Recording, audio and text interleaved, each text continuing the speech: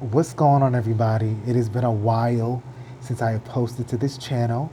To be honest, I haven't been too inspired to talk about much, and I don't want to come on here and just talk about anything.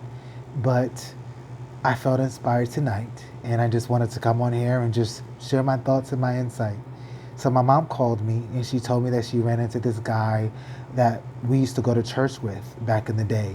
So when I was 13 years old, my mom joined our church, aka a cult. It was called Apostolic Prophetic Powers Ministries International. And it was basically a part of the charismatic Pentecostal type of branch. Um, and my mom went there, I want to say, for about 7 years, maybe 8 or 9 years. I went there from like 13 to 15. Then I left, went back when I was 17, left again, just because I felt seriously oppressed in that ministry. I used to go and they used to call out the spirit of homosexuality in the atmosphere, and I just felt targeted. And there was this guy who my mom ran into. Um, I spent some time with him, his wife, and their kids a couple of times, and every time I was with them, he always felt the need to mention that I had sugar in my tank.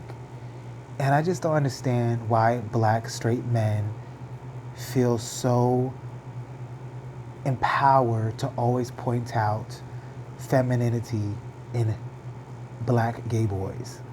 I understand that black men have these hyper masculine gender roles and stereotypes and expectations, but do people not understand how oppressive and damaging it is when they continuously stigmatize and ridicule and judge gay black boys, gay black men?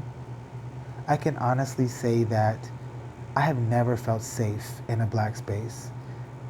At school, at church, in my neighborhood, I've never felt safe just existing as a gay black man or a gay black boy.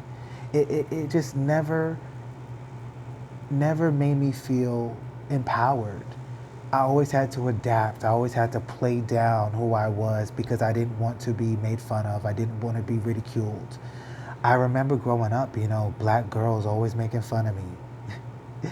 I remember not wanting to go to the barber shop, my dad cutting my hair. Even to this day, I don't go to a barber shop. I go to Supercuts where they cut my hair because I don't want to be in a predominantly black male space where I have to succumb to that toxicity, if we're being really honest. And I imagine that this is the case for a lot of black gay men, especially those that have feminine ways, those that can't blend in with heterosexual men. Um, I look at like how offended people are with Little Nas X. Don't get me wrong, I do think that Little Nas X is doing the most.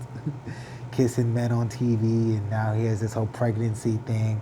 I do think it's a little bit extra. I do think he's trying to make a statement, but I do think it's just a little bit extra, and I do think that he's trying to get a reaction. He's trolling a little bit because he's trying to get people upset. But the fact that black straight men just are so offended and are so up in arms because this gay black man he's powerful, he's confident. It's such an issue.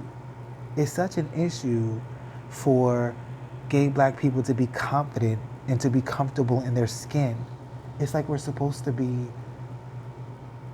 just uncomfortable. We're supposed to be ashamed. We're not supposed to be who we are because to be who we are is to be anti-black, is to be anti-Christian. You know what I'm saying? People get so offended when you're just comfortable in your own skin. So let me tell you, at my job, I predominantly work with black and brown older adults. And there's this older guy, overweight, in a wheelchair. Every time I walk into the room, he feels the need to call me a faggot. Oh, look at that faggot. Why are you so offended by my presence? Why are you so upset? I don't speak to you. I don't look at you. Yet you feel the need to have to comment on my sexuality. Because why? I refuse to just blend in. I refuse to pretend to be somebody that I'm not just to make you feel more comfortable. You know what I'm saying? It's hard enough being a black man in society. Add on the intersectionality of being a black gay man. Not only are you going to be judged by white people for being black, but you're going to be judged by black people for being gay. You know what I'm saying? So it's like a lot of black gay men have to go outside of their home environment, outside of the neighborhoods that they grew up in, just to feel safe, to feel empowered, to feel protected. You think of the ballroom scene. A lot of black gay men or trans women created a space for them to be accepted because they were not getting the acceptance from their families, from their neighbors, from their churches. So they had to create an environment, they had to create a scene where they could be each other's families, where they could be each other's supports, so that they could survive. Because they weren't getting that from their mama, their papa, their cousins, their aunties, their uncles, their sisters, their brothers, their pastors. They weren't getting that. So they had to create that space amongst themselves. And it's just so sad. Like, you know, we've made a lot of progress in society when it's come to gay rights. But there's still the same ignorance in these black neighborhoods, in these black churches, in these black spaces, you know, where it's such a problem to be gay, where if you're not hyper masculine, it's like you're scum. I can honestly say that it took me to move out of my home environment and to go to college in a predominantly white space for me to feel accepted, for me to feel free to be myself. It's crazy, you know what I'm saying, that I felt more accepted and welcomed by white people than by my own people. It's freaking crazy, but it's true. In 2021, this is still the case. I remember walking to work one day and smiling at a black man in the hood saying good morning, and he called me a faggot. Because I'm being nice and polite, you're gonna call me out of my name? I refuse to be angry. I refuse to be extra hard. I refuse to be extra masculine just to make you feel more comfortable with yourself. If my essence, if my existence, if my being threatens your masculinity, if it threatens your blackness, then I have no business being near you or around you. I have been jumped. Somebody walked up to me when I was in 7th grade and punched me in my face. You know what I'm saying? People perceive being gay as weakness.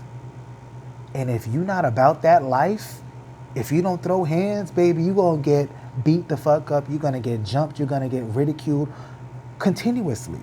And like I said, I have found so much freedom with not being in my home environment. I found so much freedom being away from that. You know, and a lot of people may think, oh, like you're a sellout, you're a coon, da da da da da. You can call me whatever you want to call me, but I'm gonna go where I feel comfortable. I'm gonna go where I feel safe. If I don't feel safe at home or in black spaces, I'm not going to be in those spaces. I love my people. I love black culture, black music.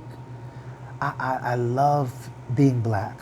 However, it's unfortunate that black people don't love me. They don't love gay people. You know what I'm saying? They're offended if you accept yourself, embrace who you are. There's a problem with it. I don't want my children seeing two men kissing, but you don't mind seeing a man and a woman kissing. You don't mind asking your 3 or 4-year-old child if they got a girlfriend or boyfriend, but it's a problem to see two gay men holding hands or kissing on TV, but you're imposing heterosexual norms and ideals on your children. Got you. Okay. So for the little boozies and the, you know, the TIs and all of the other people, for the guy at my job who has a problem with me being an openly gay, proud black man, I'm not going to be anybody that I'm not to make you feel more comfortable. You got a problem, you take it up with yourself, take it up with Jesus, take it up with whoever you believe in. But that's your problem. It's not mine. I'm going to be who I am. I'm going to love who I am. And that's it. You deal with it. Me being gay is not a problem. And if you have a problem with it, that's your problem. I'm not hitting on you. I'm not seducing you. I'm not trying to get with you. I'm just being who I am. That bothers you, so be it. I'm tired of the toxicity in the black community. I'm tired of it. We got to do better. Period.